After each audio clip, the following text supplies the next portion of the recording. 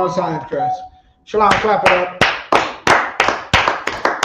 The Israelite School of Universal Practical Knowledge, we've been on these streets since the year 1969, trying to teach blacks, Hispanics, and Native Indians their true knowledge and nationality. Meaning also along with their true culture. Our culture is the oldest culture in the world. We're going to get that tonight.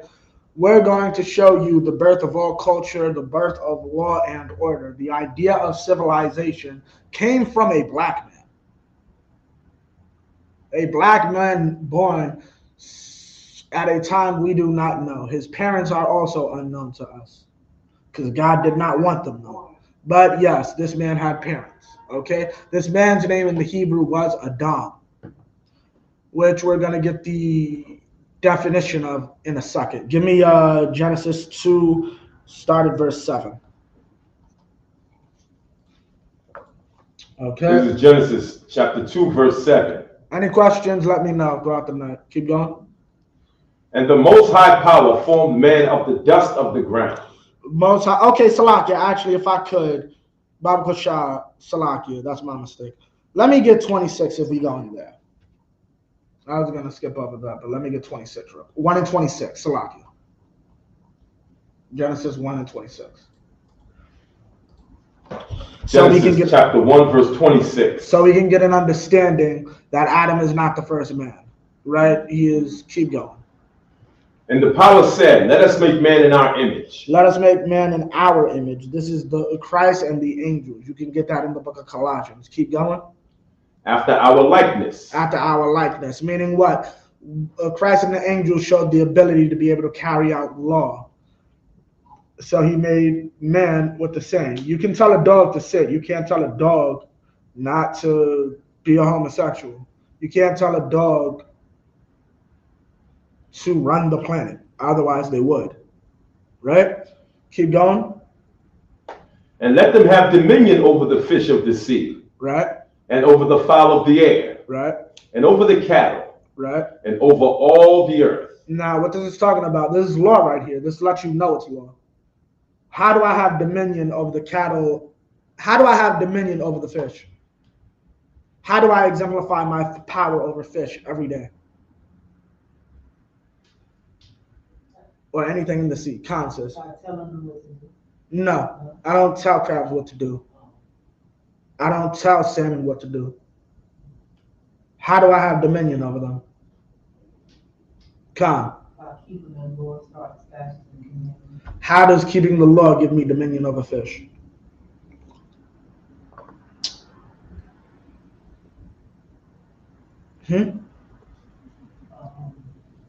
Okay, I'll give it to you. I'll try to help you. I have dominion over cattle because I chose to kill a cow yesterday. Tomorrow I might choose to kill a chicken because I still got some cow left. Right? Then the next day, actually, forget chicken, I might kill a lamb tomorrow. You know why? Because I have dominion over lamb. Why is that law?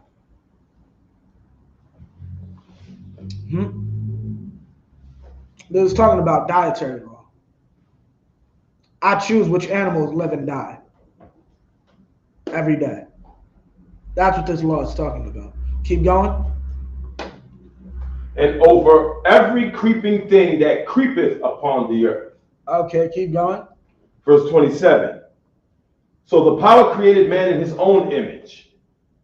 In the image of the power created he him. Right. Male and female. He created what? Male and female. One more time. Male and female. So what does that let us know? That what's called? Men and women were created at the same time, according to the Bible. People don't understand Genesis. Right? Keep going. Created he them. They were both created by God. God created male and female together. Now, Baba Kushah, if you can give me back to verse 7. Male and female are created, right? And at some time, man comes into being. Or Adam. We're going to get that now. Keep going. Genesis chapter 1, verse 7. And the Most High Power formed man of the dust of the ground. Dust of the ground. Now, what is dust? Dust isn't dirt. There's a difference. What is dust?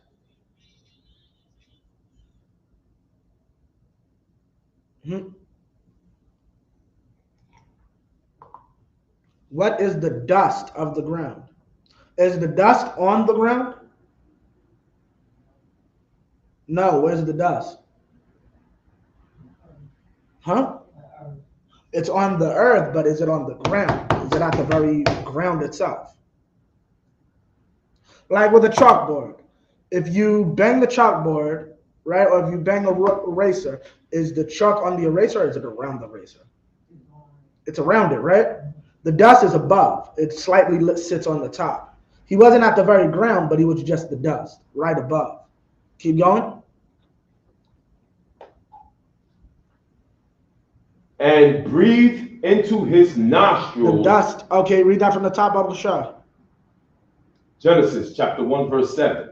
And the Most High Power formed man of the dust of the ground. Right. And breathed into his nostrils the breath of life.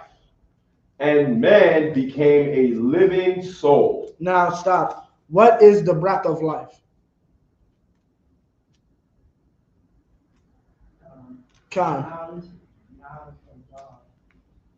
Give me more. What is the breath of life?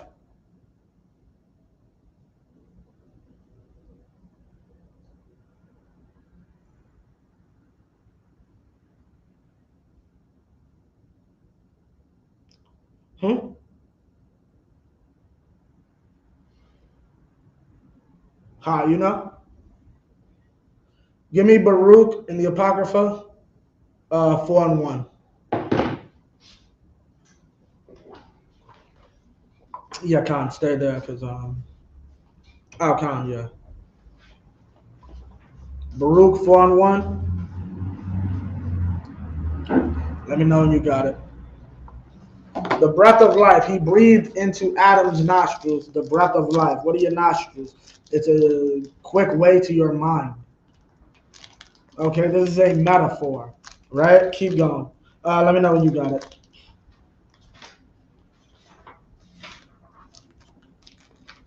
Baruch chapter 4, verse 1. Right? This is the book of the commandments of the power. This is the book of the commandments of the power, right? Keep going. Meaning the law. Keep going. And the law that endureth forever. And the law that endureth forever. Keep going. All they that keep it shall come to life. All they that keep it shall come to what? To life. To what? To life. This is the breath of life. Keep going. But such as leave it shall die. Shall what? Shall die. This is life, and this is death. The breath of life is the law. Adam had the law. Okay? For anyone who says the law didn't exist before Moses, Adam had the law. Right? Now keep going on verse 7. Genesis 1 and 7. And the Most High Power formed man of the dust of the ground, and breathed into his nostrils the breath of life. And man became a living soul. Right? So now Adam has life. Adam knows you should cook your food. People did not know that before him. Okay? Adam is starting to gain culture. Adam is starting to understand law. Don't be a murderer. Don't be a thief. Right? He understood the law.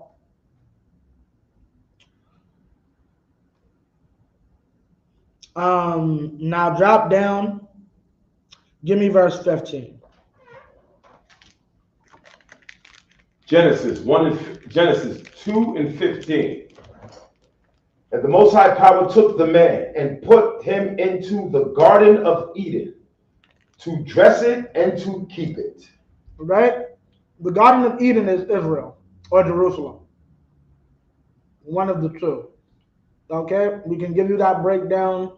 Actually, John Muhammad, I don't feel like getting into that right now. The break, we just passed it, but I'm not, like I said, I'm not getting into it.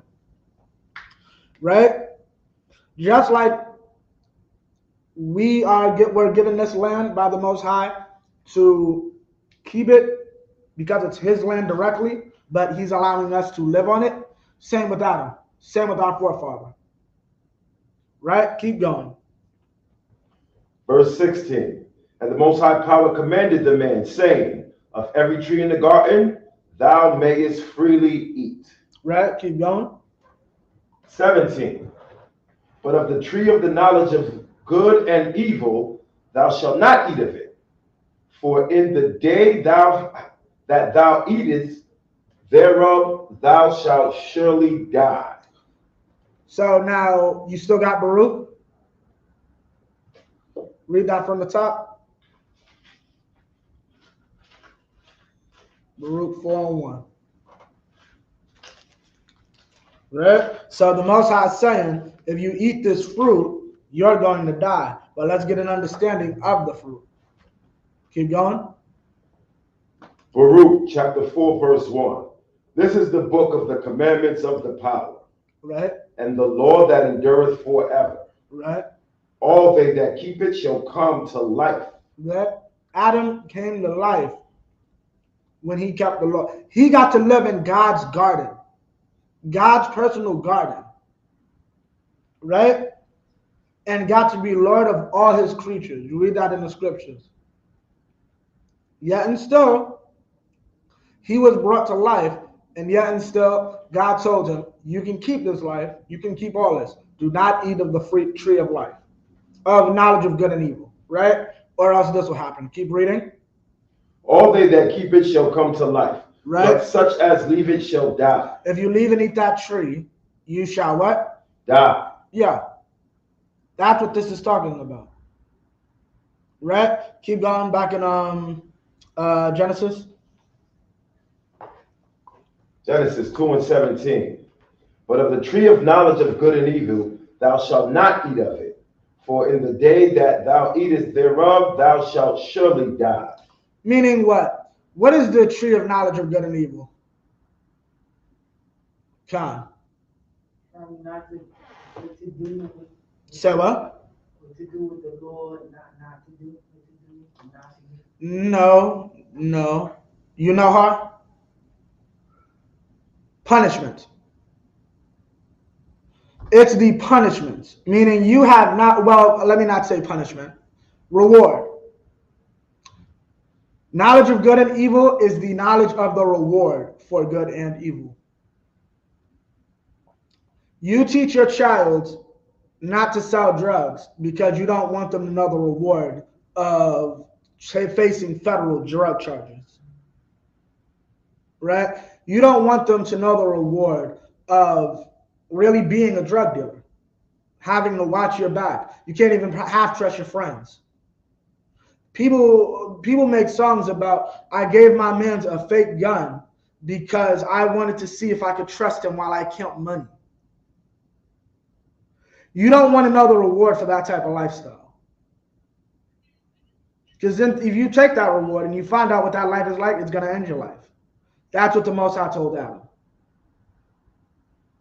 Our sisters think that feminism is so beautiful, and we're going to get into that, when feminism is killing them. Feminism is killing our society. Feminism has failed black women. Feminism has failed white women. Well, stupid white women. Keep going. Verse 18. And the Most High Power said, it is not good that the man should be alone. Right. And will make him an helpmeet for him. Right. Keep going. And that's what you're supposed to be. Well, that's what we're about to see is God's plan. And here's the thing about it. What did we cover in the beginning? Is Adam the first only person around? No, right? Are there women around? Yeah, there are women around. But God said there's no woman for Adam. But there's women around. So what does he actually mean? You have to think like a father. Hmm?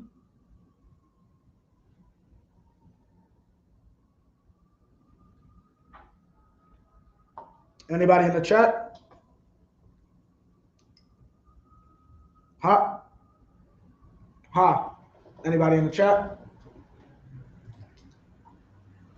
What does he actually mean in this verse when he says there's no woman for him? We just covered women exist. So why is he saying there's no women for him? I have Con. there's no woman for him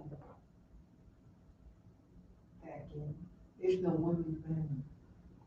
How can I put it? There's no women for him, right, out there without following humanity. No. I'll give it to you for time's sake. There's no woman, meaning all those other women are from other peoples, right? They're not of Adam's peoples, right? They're not his cousin. So he wants to purposely do this. Keep going.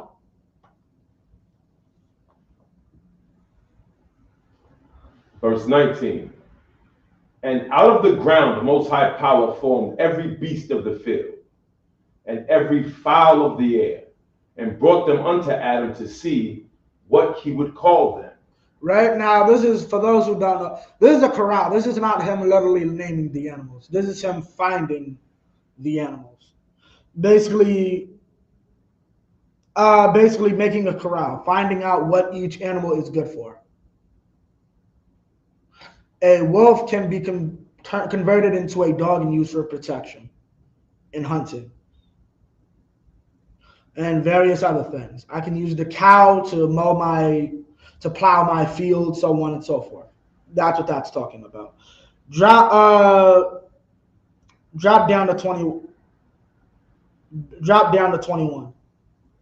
Verse 21. And the Most High Power caused a deep sleep to fall upon Adam, and he slept. And he took one of his ribs and closed up the flesh instead thereof. Now, what is this talking about? This is not literal sleep. Even when you look this word up, let me do that now, Shalaki. Genesis 2 and 21. Okay, lethargy, okay, it's not literal sleep, right? A lack of energy or enthusiasm, right? Right? He was not literally asleep. This is how we as a people talk. He wasn't being literal. Keep going. And what's called when it said, and he took one of his ribs and closed up the flesh instead thereof. What is that talking about?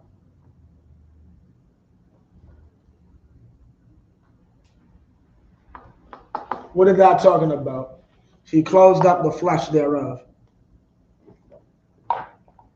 Now, first off, what is a rib? Why does he use a rib? Come. Ties a lie in the Hebrew. A what? Yes, but why use that? Why call her your rib? Why don't you call it your right hand? Because Eve came out of Adam. What? Eve came out of Adam. No, not literally. She's came out of Adam's family, which is what we're breaking down. But why does he call her a rib? Right? The word for rib, right, is rib, tazalai, right? Rib can also, what's another word for rib in the Hebrew? What's another word for tazalai? Anybody know online? What's another word for rib? Okay, in the Hebrew. What's another word? Yakan, tazalai. What can tazalai also mean? Your rib. It can also mean your what? Where are your ribs? Where are your ribs and what do they do? Does anybody know?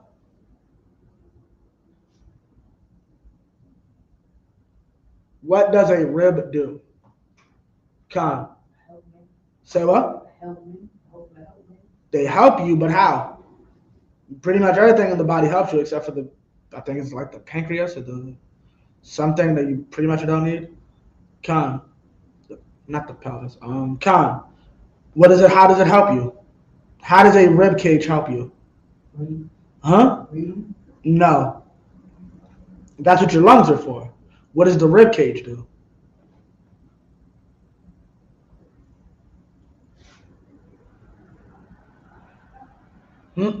Anybody online? Want to give it a shot?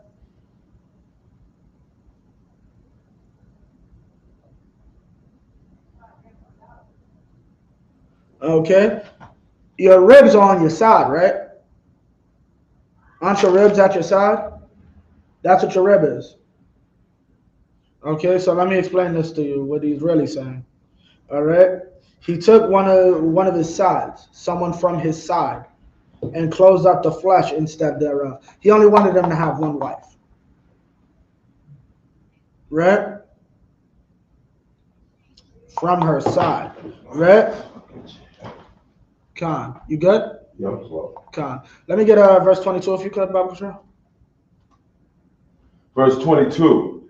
And the rib which the Most High Power had taken from man, made he a woman and brought her into the man. Now, woman and wife. Unto the man. Yeah, Khan. Woman and wife are the same word. So he made her a wife. He made her to be Adam's wife. Right? Keep going. Verse 23. And Adam said, this is now bone of my bones and flesh of my flesh. Now, people take this and mean, see, she literally came from Adam because it's his bone and his flesh, not realizing that's a saying in Hebrew. Bible Kashah, if I could, brother, let me get Genesis 29, verse 14.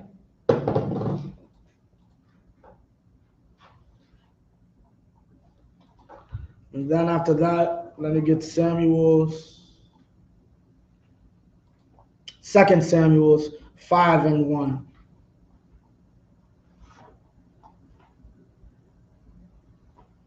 And 14. Yeah, Khan. Bible Kashaf, you can read that? Genesis chapter 29, verse 14. And Laban said to him, surely. This is Laban talking to Jacob, his nephew. Keep going.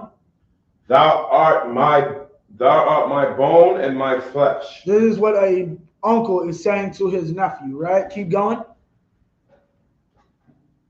And he abode with him the space of a month. Right, keep going.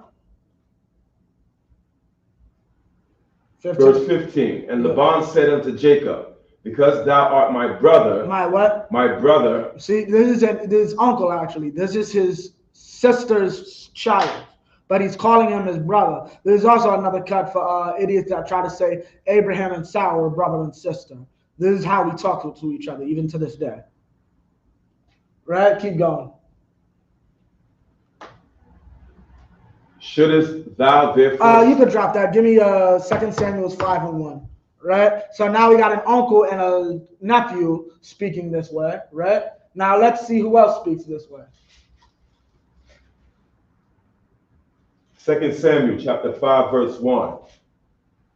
Then came all the tribes of Israel to David unto Hebron, and spake, saying, behold, we are thy bone and thy flesh. We are thy bone and thy flesh. Keep going. Verse 2. Also in time past, when Saul was king over us, thou wast he that led us out and brought us in Israel. Now stop. This is Israel coming to make David their king, right? We ain't got too much time, so we ain't going to go into that. That's a law in Israel. You cannot make someone who is not your relative, not an Israelite, your king. This is an Israelite saying by bone and flesh. Flesh of my flesh, bone of my bone. Right? He is saying she's the family of my family. We are related. That's what Adam means when he says that. Right? So go back, give me Genesis 2 and 2 and 23 again.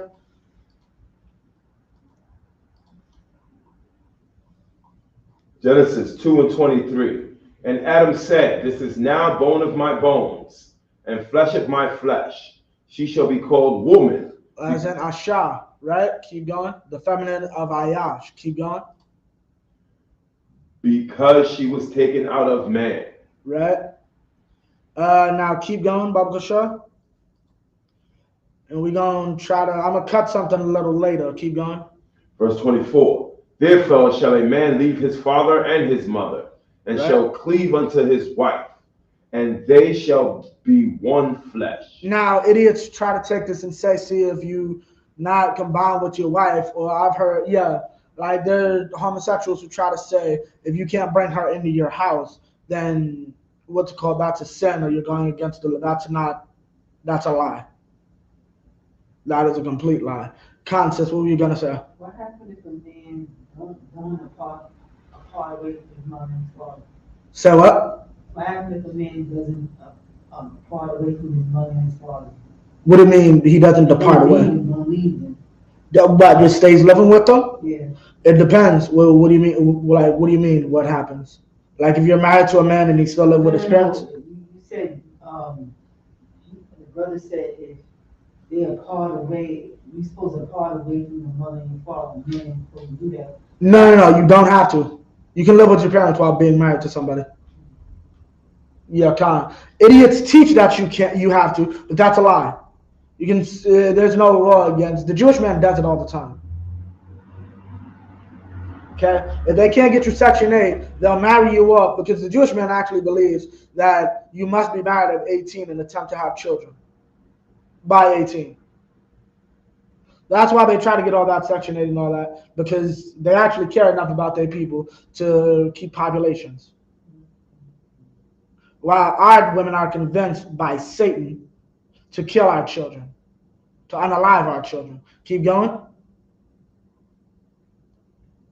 25. And they were both naked, and the man and his wife, and were not ashamed. Right. Keep going. Drop that. Okay, so we have this here is the first marriage. The first marriage is between a black man and a black woman. Nothing more, nothing less. Right? Interracial marriage is a sin. What you saw here is the basis of marriage, how a marriage should be carried out. What is a lawfully ordained marriage? You marrying within your race. All right? The first marriage was a same race marriage. Right? Interracial marriage is a sin on either side. Right?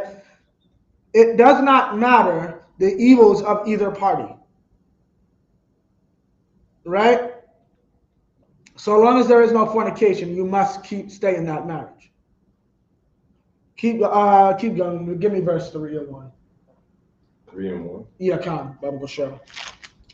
So now Adam has his wife. He has the law. Let's see how this works out for him. Genesis chapter 3, verse 1. Now the serpent was more subtle than any beast of the field which the Most High Power had made. Now, this is the problem.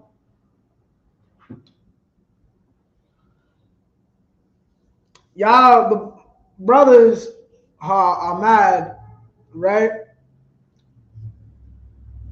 Because of the treatment that they get from our sisters here in the States, right? Not just Judite sisters, but all the tribes all the women of the tribes that adhere to Americanized cultures and Americanized ideals, right? So keep reading what you got. The serpent was more subtle than any beast of the field. Okay, our brothers don't understand. Our women are foolish being played by a very wise man. That's not a good combination. Right? Our oppressor is not a fool. Our oppressor is the most subtle beast of the field. Never forget this. Right? Never forget that the so-called white man conquered the earth. right? Yes, he's good at killing, right? Yes, certain factions of him are good at weapons making, right? I believe it's called the phalanx, right? Then the Germans made the tank and sonar and so on and so forth. But our oppressor has always won through cunning, right? He is the most subtle beast of the field. And you think your wife is smart enough, or our sisters are smart enough to not be beguiled, you are foolish, right? Keep reading. And he said unto the woman, Yea, hath the power said, Ye shall not eat of every tree of the garden? So the serpent goes up to this woman, right, and asks her, didn't the power say you can eat any tree of the field? Keep going. Now watch this part. Verse 2. And the woman said unto the serpent, We may eat of the fruit of the trees of the garden. Verse 3. We may eat of the fruit of the trees of the garden. Keep going. But of the fruit of the tree which is in the midst of the garden, the power hath said, Ye shall not eat of it, neither shall ye touch it, lest ye die. Meaning what? Don't eat that fruit. Don't even touch it. Go nowhere near that fruit, right? So what is that teaching you? What is that telling you? What does verse 2 and verse 3 tell you? Straight from there about Eve. What does Eve know? Khan. What? What not to eat, but give me more. What does she know? No, well, not necessarily. Because she didn't eat the tree yet. But what does she know? She knows the law. She knows the law. She knows I'm not supposed to eat this or I will die. Right? So I'm going to give it to you right now, sis. You see that chair that's right next to you? If you touch that chair, it's on fire. You will get burned. Right? Now, Har's coming to say, no, you won't. There's $100 underneath the chair. He just doesn't want you to get the $100. Right? You're going to touch the chair and you're going to get burned. What, did he trick you? Or did you choose to listen to him before you listen to me? That's what happened. And we're going to show that. So we just showed Eve knew the law. Give me verse 4. Verse 4. And the serpent said unto the woman, Ye shall not surely die. That's not what's going to happen. No, it's not. The chair's not on fire. Keep going. Verse 5. For the power doeth know that in the day ye eat thereof, then your eyes shall be opened, and ye shall be as gods, knowing good and evil. What's it called? There's $100 under that chair, sis. He just doesn't want you to get. He wants $100 for himself, right? God just what's it called? Your eyes will be opened if you listen to me. He doesn't want you to know everything. There's things that he's hiding from you. Our sisters embrace. Why? Meaning our oppressor pushes this narrative that our sisters are somehow under our foothill, when that is a complete lie. Right? Keep going. Verse 6. And when the woman saw that the tree was good for food. That the tree was what? Good for food. What's good for food? Child support. You mean what's called I can make him raise the baby and not have to be with him? Keep going. And that it was pleasant to the eyes. It was pleasant to the eye. You don't look like a dummy running behind a man with 3-4 other women. Because to all your friends, you look stupid. Why you let that man treat you all that? Right? Keep going. And a tree to be desired to make one wise. You're so smart that you left that bum. You could get you a new man, and then the new man's a child molester. The new man's a felon and can't get a job. But your other man was a bum because he didn't make enough.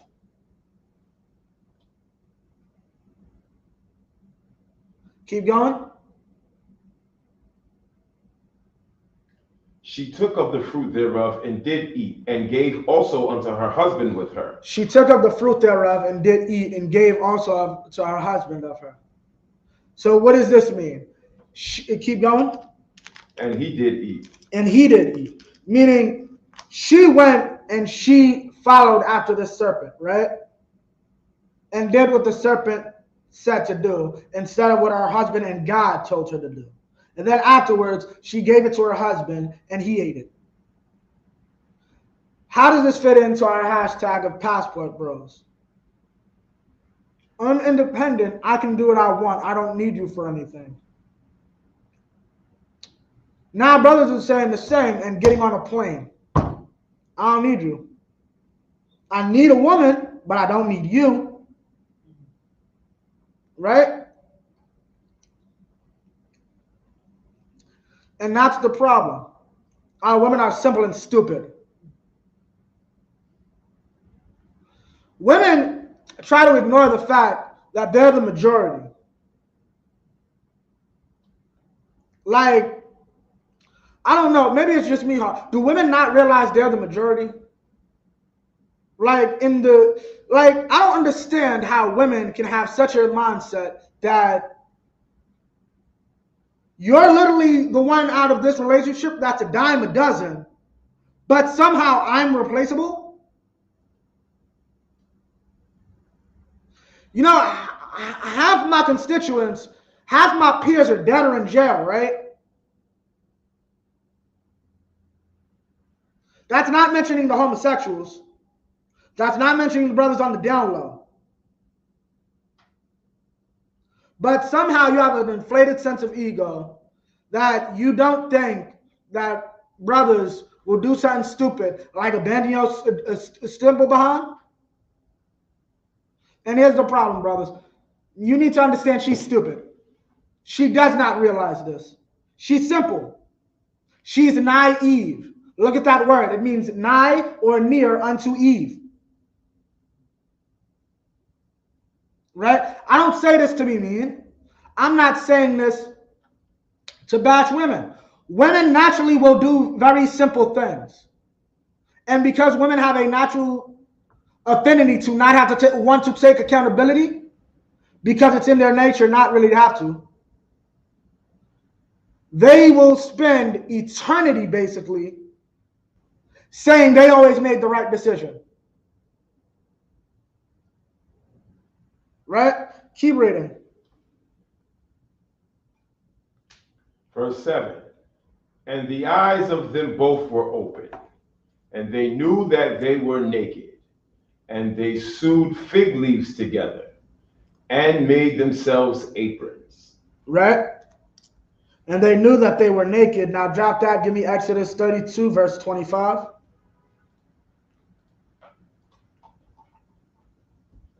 Right? They knew that they were naked, but what is the naked?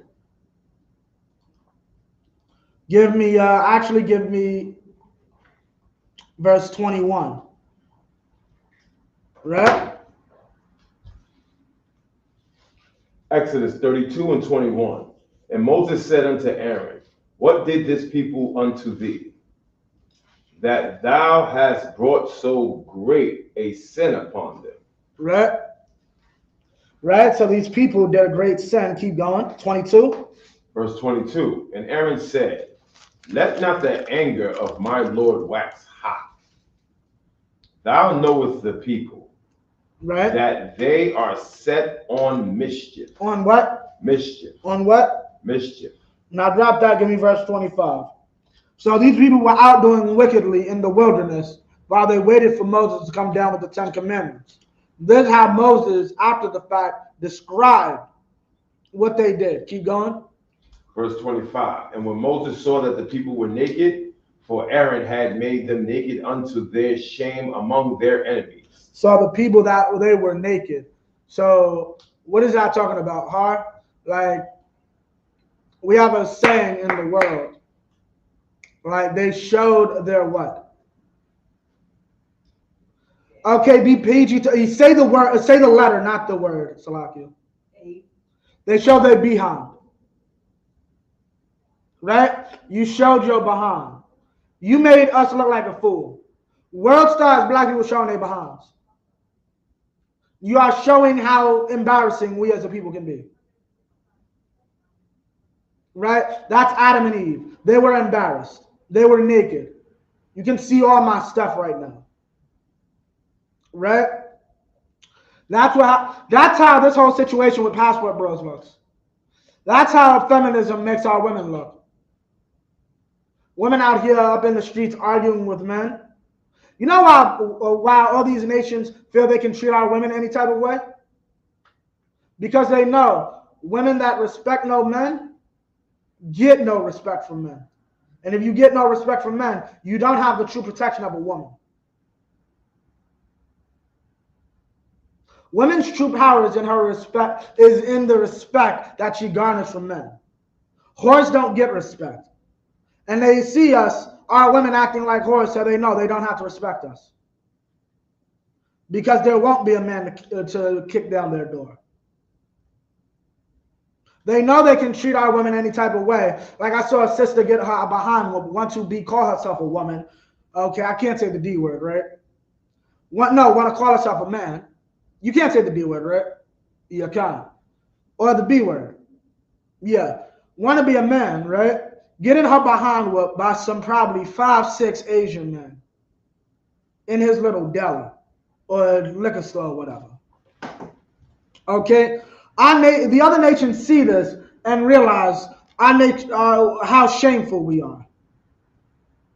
Right? Our women get beat up by little Asian men. The Asian community should fear the black woman. Make sure they should make sure every black woman gets her change correctly, or a black man will be in front of that store. But our women don't garner this respect because we've lost that. She thought it was better food to take child support than to know that she has a man that protects her, and if a finger is ever laid on her, all hell will break loose. Child support and Remy was more important to her. Her personal gain was more important than actually being a helpmeet to her man. And then, when her man sees that and see her evil, then she wants to get mad when he decides to do evil himself. And yes, I'm calling that evil. Now, here's the thing.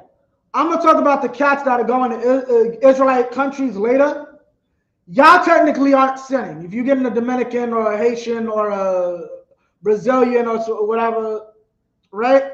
If you're dealing with a woman from the tribes, you are not necessarily sinning. But I got something to deal with y'all later. But as far as y'all going into these interracial relationships, like y'all are just as evil as the simple women that you're trying to run from. And you're also weak. You don't understand your woman is going through as much trauma as you are. Okay? She's just weak and stupid. And at the end of the day, her mentality is not to struggle. That's not women's mentality as a whole. That's just not women. Men are meant to struggle. Don't believe me? Who gets love in the hood? The nigga who goes to college or the brother who comes home from prison? Huh? Can't see that. Huh? Who gets love in the hood? The one who goes to college or the one who comes home from prison? One who comes home from prison. You know why? He struggles. Who gets love in the hood? The sister who's out here struggling, scratching, and surviving, or the sister who's got everything? The sister who's got everything, right? Yeah, because there's a difference between men and women. You're mad that women naturally gravitate towards what they are. Women naturally want to be successful. Men want success too, but we pride ourselves in saying, before I got that success, I took some hits. Women, I took a hit, period. Oh my God, the world is over. And here's another thing. You should understand, oh, well, this woman not raised with a father. Negro, were you? Did you have a father to teach you to be a man? Well, she didn't. What's called? Maybe you had an uncle, she had no one. She had a bunch of stupid female dogs around her that didn't know how to keep men. So that's her learning experience. I'm sorry. You just got to deal with that, just like she has to deal with you. I say this all the time. Yes, you have to deal with, sisters have to deal with a lot of BS from brothers. But I'll explain the exact same. Brothers got to deal with the same. There are brothers dealing with worse. The minute you put a finger on a woman, everybody will know about it. Brothers will let you touch them for years and tell no one.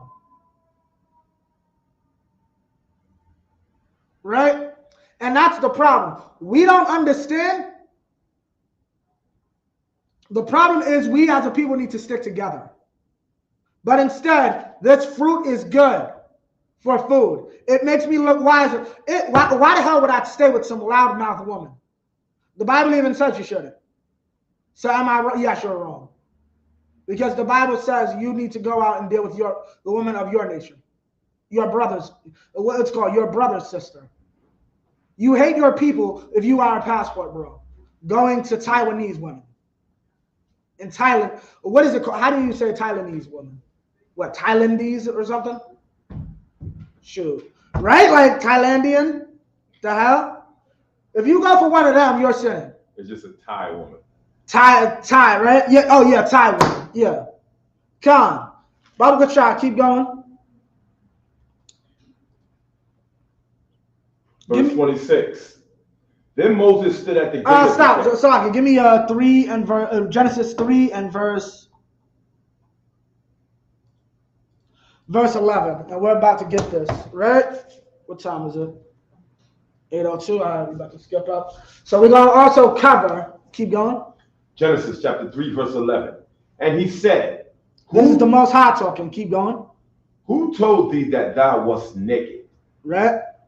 Hast thou eaten of the tree whereof I commanded thee that thou shouldest not eat? Did you do what I told you not to do? And this is Adam's response. And you have to understand this. People don't break this down. I'm going to just precursor this and just preface this to say I'm not saying to bash women, and I'm not saying that women have no opinion or purpose. It'll make sense in a second. Keep going. Verse 12. And the man said, the woman whom thou gavest to be with me. What? The woman who thou gavest to be with me. Keep going. She gave me the tree. She gave me of the tree, and I did eat. Translation. My little brother told me to do it. You mean you're subordinate? The person I tell to listen to you, you listen to them. That's how that situation looked to God. That's what Adam just said out of his mouth. Keep going. Verse 13. And the Most High Power said unto the woman, what is this that thou hast done? Yeah, so what do you have to say for yourself? Keep going. And the woman said, the serpent beguiled me, and I did eat. Is that true, Har? Did the serpent beguile her? Did the serpent trick her and tell her something she didn't know? Right? She clearly told the serpent, we can eat all of this. We just can't eat this. Right? I wish the sister was still here. Remember the breakdown I just gave the sister? I told the sister the chair is hot. You said, no, there's $100 under the chair, right? You didn't trick the sister. The sister just chose to listen to you instead of me. Eve wasn't tricked. She chose to listen to Satan over her husband. That's what happened here. No one tricked you. No one beguiled you. Right? Sis, this is why I asked you the question. Read that from the top. Verse 13. And the Most High Power said unto the woman, what is this thou hast done? And the woman said, the serpent beguiled me, and I did eat. Right? So like I said, the chair is hot, right, sis? He said there's $100 under the chair. He didn't trick you. You just chose to listen to him over me. Just like Eve, she chose to listen to Satan, the serpent, over her own husband, over God. That's what happened here. And that's what happens inside of America and with our sisters. They choose to listen to the serpent over their husband. They chose to listen to some homosexual or a member of the LGBTQ over their own husband. Okay? They chose to listen to feminism over common sense. Right? Keep going. Verse 14. And the Most High Power said unto the serpent, because thou hast done this, thou art cursed above all cattle. Thou art cursed above all cattle, right? So our oppressor is getting a punishment for what he's done to our community, to our marriages, right? He has decimated this marriage. And because of it, you are punished above all cattle. There will be no one with as worse a position on the earth as you for what you have done to the Black and Hispanic household. Keep going. And above every beast of the field. Keep going. Upon thy belly shalt thou go. Upon your belly you will go, right? You will be at the lowest position on this earth. Keep going. And dust shalt thou eat all the days of thy life. Meaning you will be at the lowest and you'll eat the lowest of everything. Keep going. Verse 15. And I will put enmity between thee and the woman. Between thee and the woman. That's between the Black woman and the serpent, our oppressor, the so-called white man. What is that enmity? George Floyd screaming mama. George Floyd screaming mama burnt down a police station. That's what that's talking about. Keep going. And between thy seed and her seed. Between what? Thy seed and her seed. Her what? Her seed. Her what? Her seed. Not her. Her what? Her seed. Yeah. Understand, George Floyd is like 40 years. His mom is dead. Isn't she? If I'm not mistaken, George Floyd's mother is dead. So, the cries of a dead woman, not even the cries of a dead woman, the cries of a grown man out to a dead woman, burnt down the police station. And how much looting happened during the George Floyd riots? At least $1 million across the country. At least $1 million. That's probably just goods. That Target alone probably lost about $250,000. That Target right in, what is that, Minneapolis that happened in? Right? Yeah. That's what happens. That's your punishment for what you've done to our communities and to our families. Right? Keep going. Upon thy belly shalt thou go, and dust shalt thou eat all the days of thy life. And I will. Verse 15. And I will put enmity between thee and the woman, and between thy seed and her seed. Right. It shall bruise thy head, and thou shalt bruise his heel. Bruise thy head. Bruise thy head and bruise his heel. Keep going. Notice this is talking about the child, not the mother. Verse 16. Unto the woman he said, I will greatly multiply thy sorrow and thy conception. And thy conception, right? We are the only species that has a problem giving birth. Dolphins give birth swimming. Right? Keep going. In sorrow thou shalt bring forth children. Right? And thy desire shall be to thy husband. So who? Thy husband. Keep going. And he shall rule over thee. And he shall what? Rule over thee. And he shall what? Rule over thee. Why? Because understand, this is when it was put in stone that we have rulership over women. Why? Because it was put out and shown and proven, which, here's the thing. You want to call, I'll deal with that in a second. It was shown and proven, if women have power, they will quickly serve Satan. Right? Adam was by himself, did everything when the Most High said till he got that woman, and that woman convinced him to serve Satan. Right? That woman convinced him to go against the Most High. So you're in charge, and you have to listen to what he says, because you've shown you're not good with power. Right? And you may say that's unfair. What's unfair is the 2 million black men and women that are in the prison system. What's unfair is that 70% of you divorced, 90% of you college educated, and then you divorce, you're so educated, but are you aware that you now put your own children in the worst statistics? You even keeping the child is worse.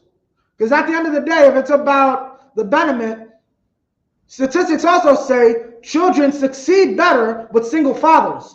So how about this? You're so successful, he's such a bum, he's this and that. Shut up, give him the child, let him pay the child support, and you can live your best life. Pay him child support, he take the child, you live your best life. Oh, but it's all about you. You're just a selfish female dog. That's what it is.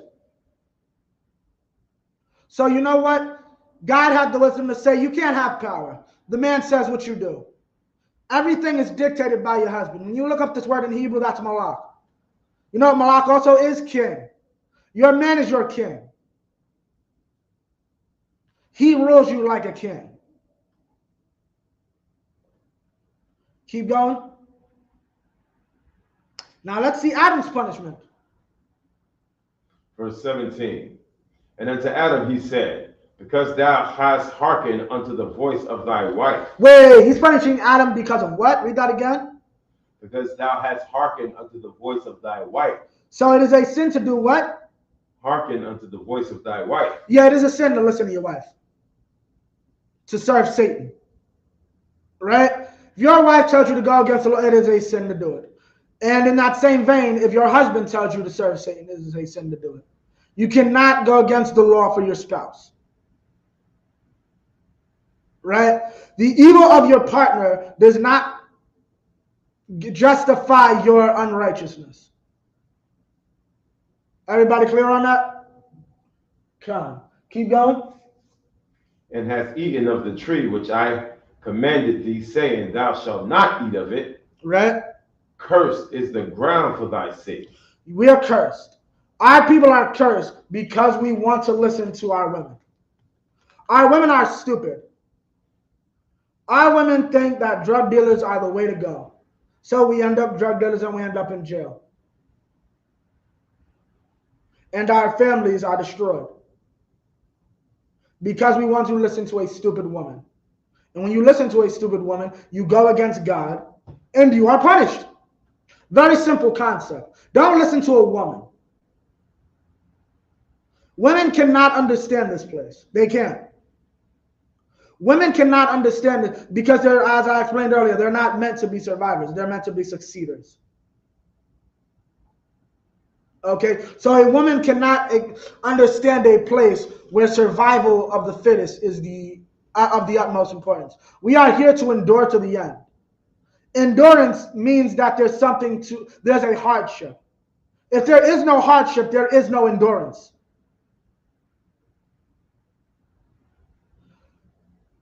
The scripture says to be cheerful when you are tried. I'm paraphrasing.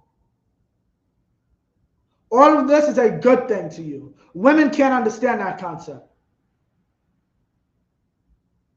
They're not built to.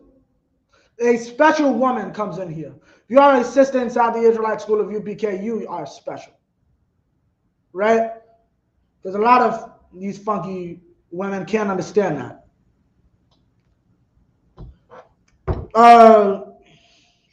Keep reading. Salakia, drop that.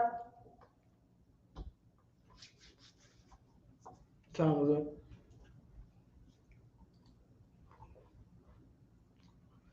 We're going to cover structures marriage real quick. We're going to end it off.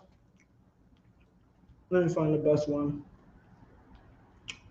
Moses. Salakia, I think you want to be in Deuteronomy.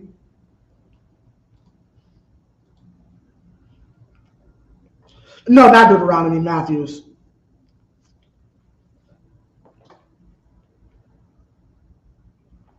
Matthews 19, you can start at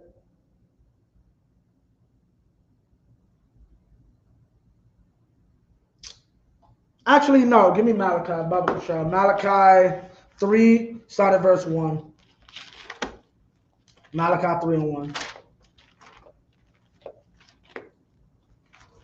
Malachi chapter 3, verse 1. Behold, I will send my messenger. Salaki, give me 1 second. Let me just make sure.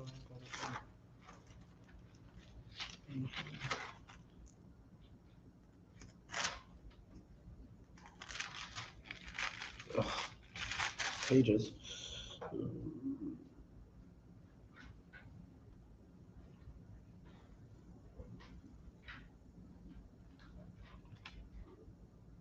Salaki, give me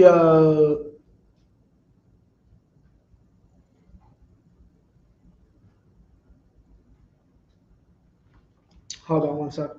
It's Malachi, hold up.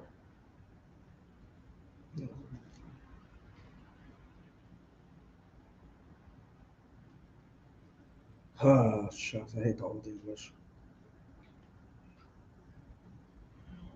Okay. 2 verse, hold up.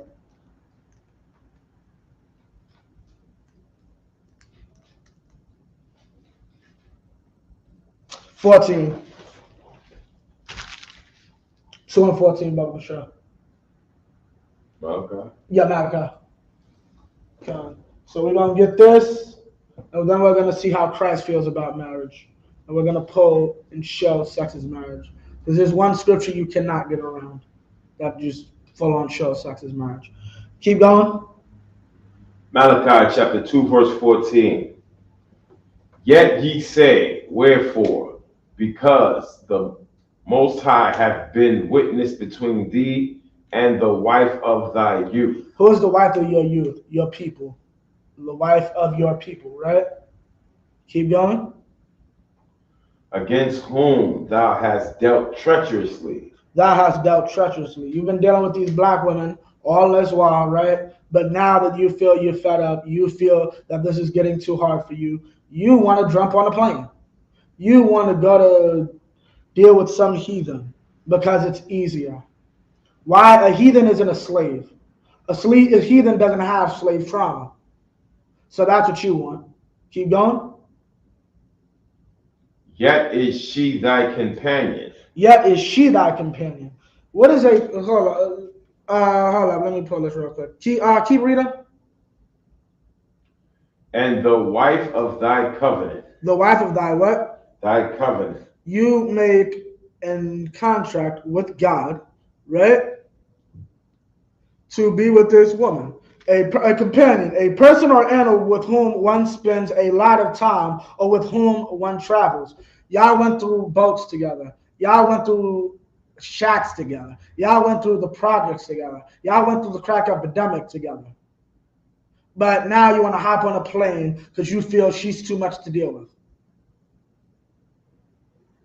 I understand why she's too much to deal with. Her mama, and her grandmama have been disappointed by men their whole lives. Her granddaddy was a dope fiend who came back, who got addicted from his sergeant in Vietnam. Her father was some drunk, or if he was there at all. I understand why this woman has no respect for men. She's never seen one. You're so much better. Your mama, your daddy used your mama as a punching bag.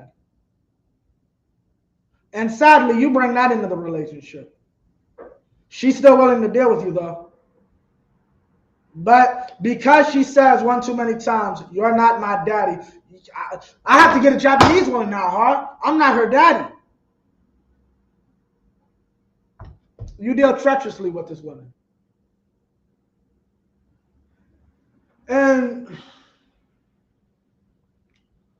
look, I ain't gonna get on that whole, like, these people who want to call themselves Matrix Cap. Y'all, have you heard about that stupid red pill community? The red pill community. Basically, all the men that see like how women are today, they call themselves the red pill. Like this is the goddamn Matrix. That's literally where they get it from. We're the red pill community, and you're a blue pill if you're a beta simp who like takes care of women. I'm like, y'all just some lames that want to be cool, and it's sure y'all call yourself the red pill community from the Matrix. Yeah, because we're plugged out. Y'all lames. Y'all are lames, and I see why y'all don't get women. I'm sorry. It is what it is. Like, at the end of the day, like, y'all are dealing treacherously with these women for situations possibly they can't control. They can be fixed, but they can't control how they start out. Keep going. Verse 15. And did not he make one? Wait, yet is she thy companion? Oh, yeah. And the wife, Salaki, verse 15, yeah, come, Salaki. And did he? And did not he make one? Now, what is this? What does making one mean? That's a marriage. Two and being one flesh is marriage. We're clear on that, right? There's no, I don't need to break that down. 2 for 1 is, 2 being one flesh is marriage. That's Genesis 2:24.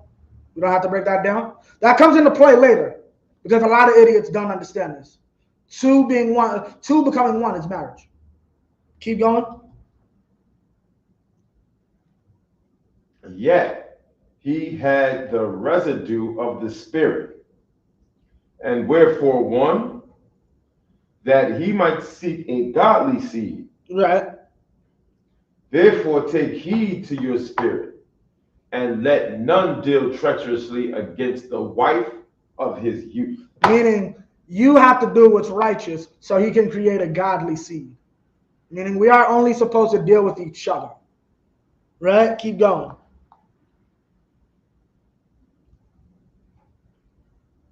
Verse 16. Verse 16.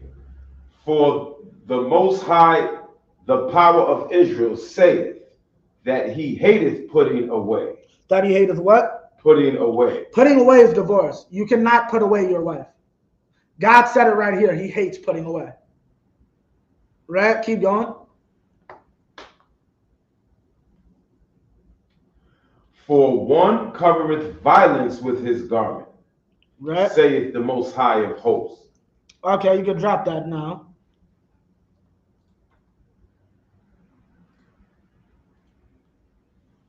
Give me Matthew 19. I think you got to start at verse like 3 or something. 3, 19 and 3. Okay, we're going to get Christ's words on marriage. 23? You got to tell me perfect. Matthew chapter 19, verse 3. For this is he that was spoken of by the prophet Isaiah. No, 19 and 3. Matthew? Oh, sorry. Yeah, okay. Matthew 19 and 3.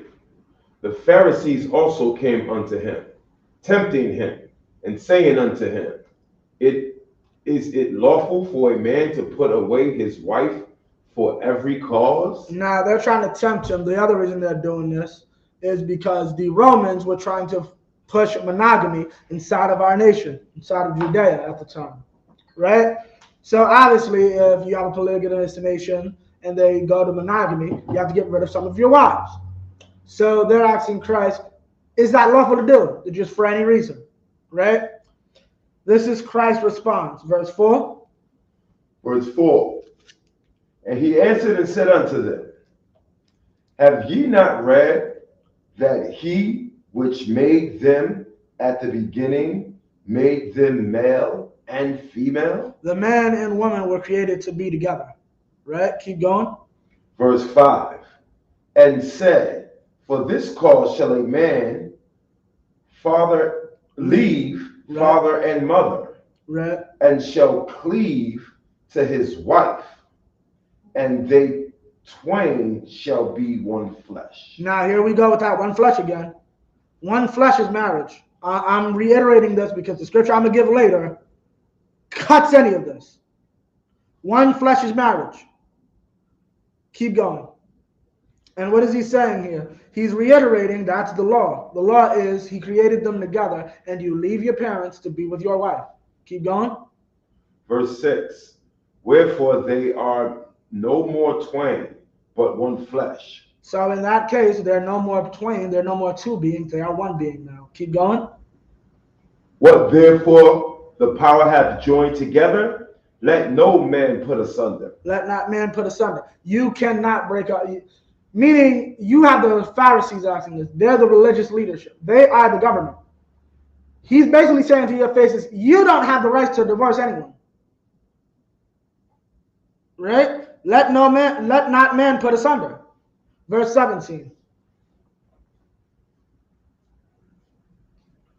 Verse 17. Verse 17. Come. Verse Wait, 17. not 17. Yeah, come. Verse, not verse 17. 7. Verse 7. Come. They say unto him, why did Moses then command to give a writing of divorce and to put her away? So they're asking, so if that's the case, why did Moses allow it? Right? Give me verse 8, and we're going to get the history on this. Keep going.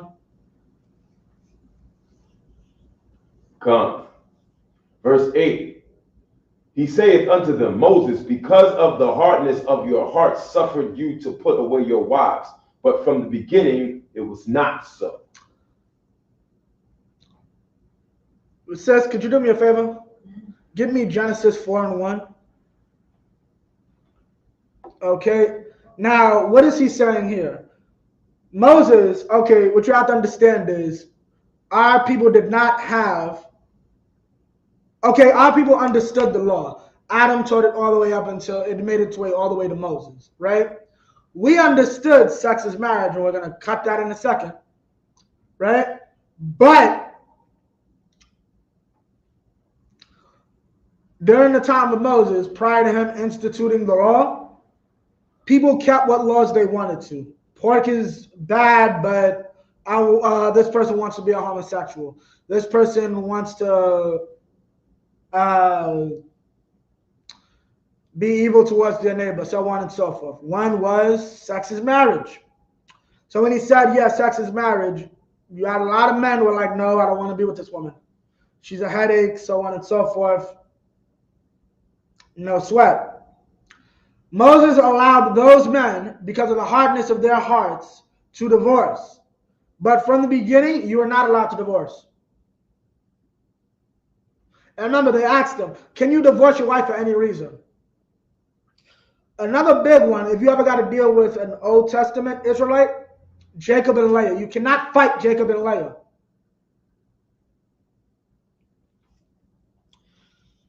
If I wake up with the wrong broad, I'm fighting somebody. If there is no law, right, huh? Right.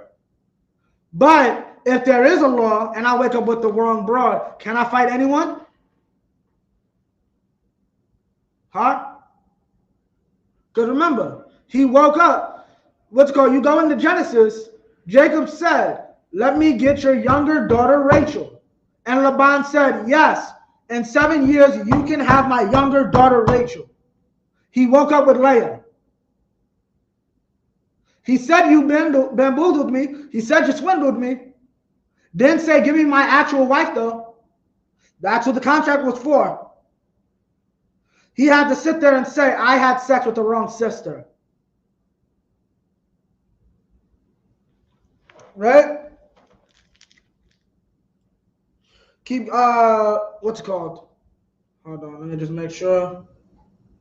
So that's what he's saying when he says the hardness of your hearts. But from the beginning, it was not so. What's the beginning?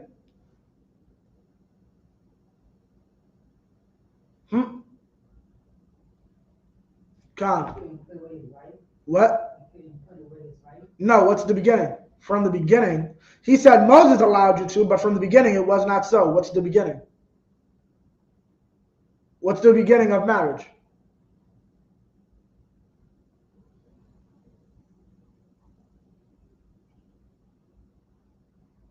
What's the first marriage?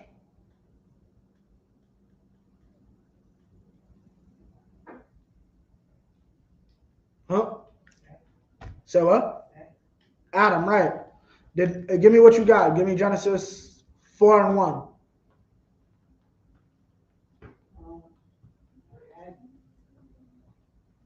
And Adam knew Eve, the wife, and she. Well, you got to speak up. You got to speak up, sis. And Adam knew Eve, his wife. And Adam what? Adam knew his Eve wife. No, read that one more time.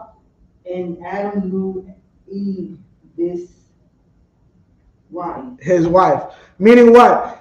After this woman done cost him paradise, understand Adam had heaven, the literal kingdom of heaven. He was Lord of all creatures.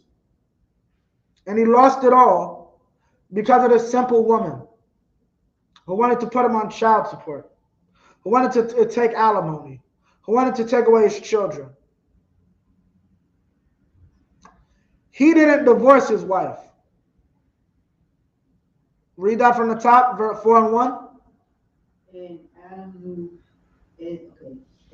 knew Eve, right, his wife. Right, keep going. And she conceived. And she conceived, right? And bare Cain. And bare Cain. He gave her 2 kids. Well, really 3 from what we know. He gave her children. He did not leave her. He did not abandon her.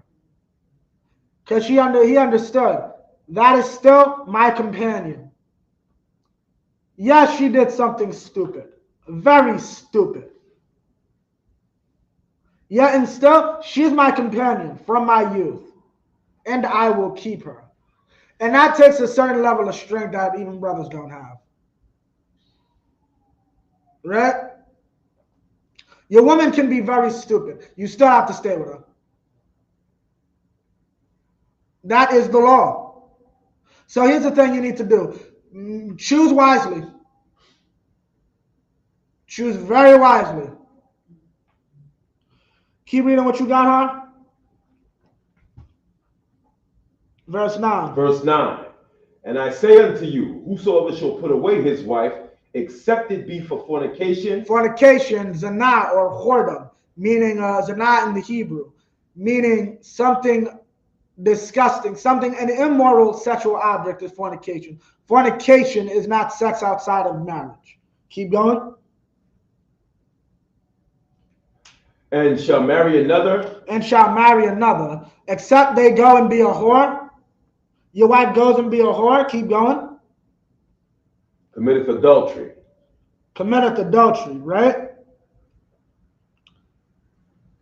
Meaning what? If your wife doesn't leave you and you go out and you get with someone else and leave her, that's adultery.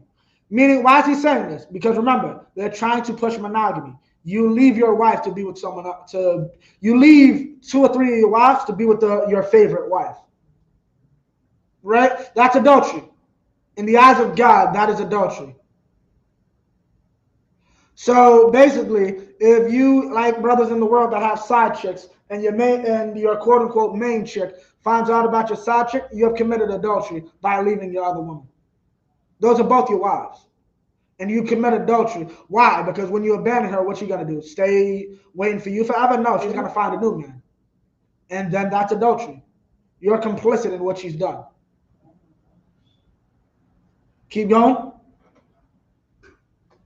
And whoso marrieth her which is put away doeth commit adultery. That's the point. You left her and now she went and got with a new man. That's adultery in the eyes of God. Right? In certain instances, you're not blamed. Like if your husband says, I do not want to deal with you no more, that's on him. You're not blamed. But an evil was done in God's eyes. Right? Keep going. Verse 10. His disciples say unto him,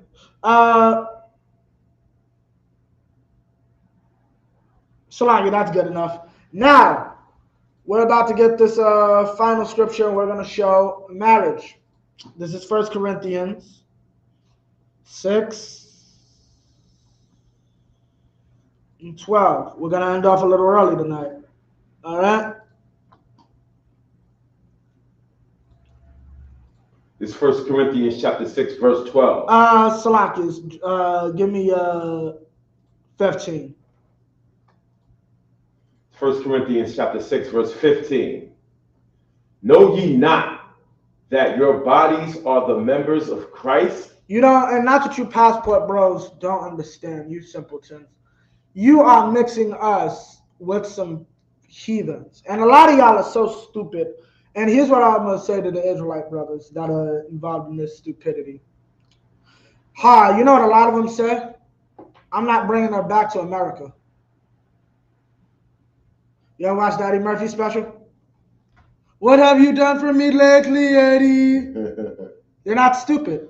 But here's the thing, they are stupid. Because I don't, maybe it's just me. I don't want you at that point then. If, cool, I got to go, the good girls or the right girls are in Jamaica. Cool, I'll go there, I'll get her. But you're telling me, no, you got to keep her in Jamaica, because if you bring her back here, she'll just be like one of the women over here. Then she's no different than the women over here. She just doesn't have an opportunity. Like, and I was thinking about this on my way here, and I'm going to say it. Like, y'all don't realize, and you even mentioned that they'll go to the countryside of Puerto Rico, but won't deal with a sister. I was saying this to myself. Y'all do realize the sister in DR has a cousin in Washington Heights that she admires. Right. She wants to be her cousin in Washington Heights, seeing her all on Facebook and Instagram, like the biggest whore on the block. She doesn't have that opportunity. So at the end of the day, what am I dealing with her for? She's just an opportunistic whore with no opportunity. Right. And y'all look stupid. Y'all just want at that point, you really just want a woman to keep in the cage. At that point, I might as well deal with the broad from Washington Heights. Because I'm going to take her just right outside to 175th. And what is that? Morningside? You see all this? You see all your cousins? I'll have each and every one of you. Can leave. No problem. I'll have you and I'll have your cousin down in DR. No problem. But at the end of the day, what's called? Our men are so simple, they don't understand this. They don't understand you need to go for equality of women and not necessarily just for one who's trained to be a certain way. Right? Because she's easily beguiled too. That woman down in DR. Okay? Give me what you got. Keep reading on 15. Shall I then take the members of Christ and make them the members of an harlot? Now half everybody gonna be related to some goddamn Taiwanese women. Half of us gonna have Taiwanese relatives, thanks to these simpletons. You have brought this harlot, this whore, this other nation into the body of Christ, into the body of our nation. Right? Keep going. God forbid. God what? God forbid. You're not allowed to marry a heathen inside of this race. Inside of this nation, you cannot marry heathens. Keep going. Verse 16. What? Know ye not that he which is joined to an harlot is one body? Is what? One body? Is what? One body? What is an harlot? Con. Yes, but a specific type of hoe. You can say hoe, right? I'm talking about a gardening tool.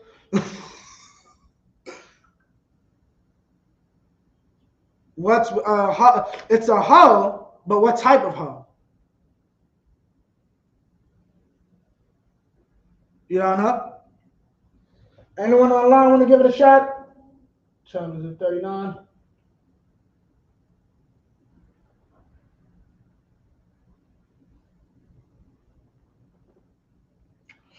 A hoe A harlot in this sense is a prostitute. So a woman that you literally are paying for sex. Right? This is a harlot in this sense is a prostitute. Read 16 from the top, Baba Kushal.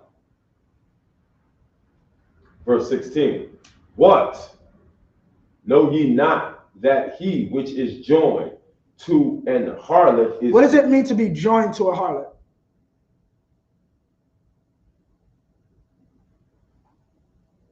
Huh? What does it mean to be joined to a harlot? Say what?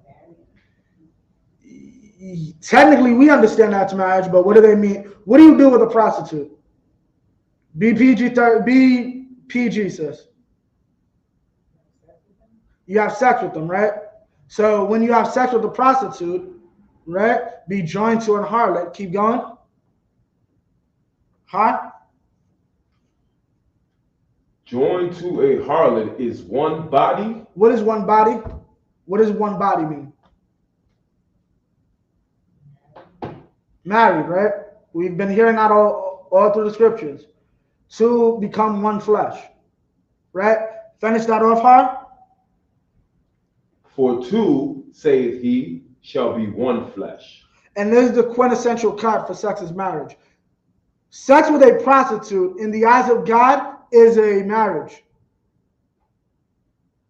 The idea of sex with a prostitute usually is, I'm going to give you this money, I'm going to get what I want, and then I'm never going to see you again.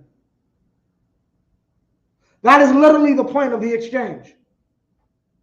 In the eyes of God, according to Paul, that is marriage. You have married a prostitute. There is no vow. The vow is you don't call me after this. There's no relationship. There's no talking. But yet at the end of the day, this is a marriage. Sex is marriage. And our women are so simple, they don't realize this. Okay, they have allowed our oppressor, the most cunning and vile beast in the field, to beguile them. Which really isn't something beguiled.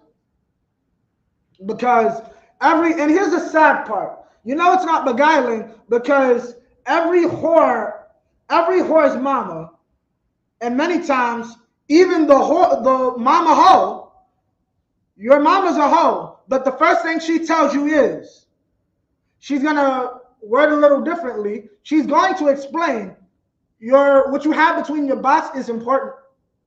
Don't just give it to anybody. It is something sacred. Am I wrong? Even the whole mom is going to teach her daughter that the vagina is sacred, that the box is something to be guarded. But you allow the society to teach you that it means nothing. And then do you understand you have something that make men die for you? Like, understand, like,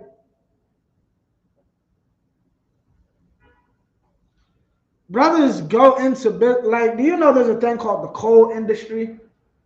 Like, do you know they discovered this thing called black lung cancer after, 100 years? 50 years of the coal industry? Yeah, about 50 years after the coal industry, they discovered lung cancer. Meaning what? Those first group of men that went into the coal mines and did all that and got the lung cancer, their children, their sons grew up to say, I need to support my wife and children. I don't give a damn about no lung cancer. You know why? Because what that woman has between her legs. Feminism has taught her she can do whatever she wants with that. Now the coal miner is just going to keep his money and say to hell with you.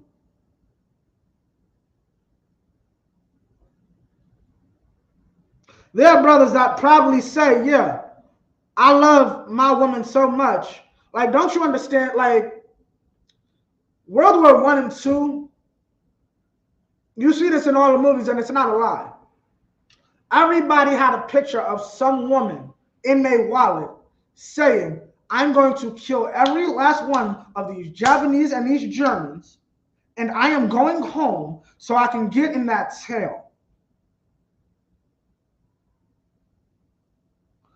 Feminism taught our women that was stupid.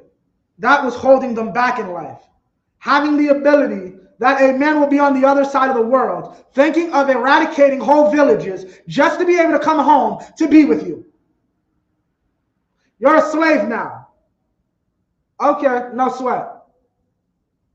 No sweat.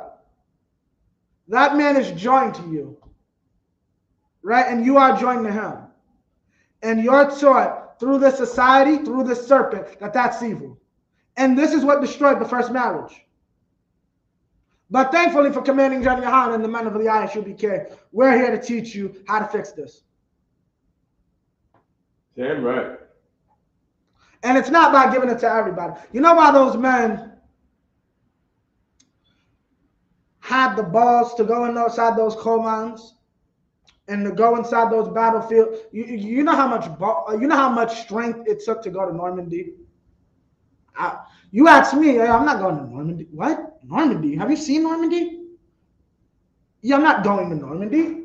The hell? They did it for some woman, some untouched woman, some woman that they wanted to make their gal, right? That's how they used to talk back then. I got a gal back home, right? Those women were untouched. Those women didn't talk back. Those women were the type of women that instead of going out and being with her other single friends, she knew there was a man with a machine gun strapped to his chest thinking about her. So she sat on her father's porch for the next 2 years, 3 years, 4 years, till his term ended. And then she came back, she married him and gave him a family. Then 15 years later, they called her a slave. He's belittling you. You're not allowed to have any money. He got shot like 3 times. You know, the Japanese almost killed him like 3 times, almost kidnapped him. He had to watch his friend die from 3 miles away. You mean he can't make the financial decisions? You got to sit on a porch in the beautiful comfort of America, and he watched half your community didn't come home. Your husband did, your future husband did, your fiance did. But 15 years later, this thing called feminism calls you a slave? And then our women are so stupid they believe it. White women didn't believe that. White women saw the struggles of white men and what they went through in the world wars, what they went through on these coal mines. Our women were a little simpler. Our women didn't have the proper guidance of fathers. Our women were beguiled by men who called themselves fathers, but were really just evil men in suits. That's what happened to our community. And now some of our simpleton brothers want to try to abandon these simpleton sisters. Y'all were made for each other. All right? And with that, I pass the class over to Priest and Officer Hayal. Clap it up. Salakia, it's next week, then the Passover is the week after, right? Yeah, Khan. So you got to do the announcement for the Passover, right? Either one, right? I'll just do it. The Passover will be held April 1st, Saturday, Raleigh, North Carolina. ISUBK.com for the information. Come through. It's going to be a ball. Bring that up also next week for those who may never have heard the full story. I will be doing a breakdown on the Passover, the history of the Passover and the Exodus. Okay. With that, Officer Haryala. Clap it up for the class. No time to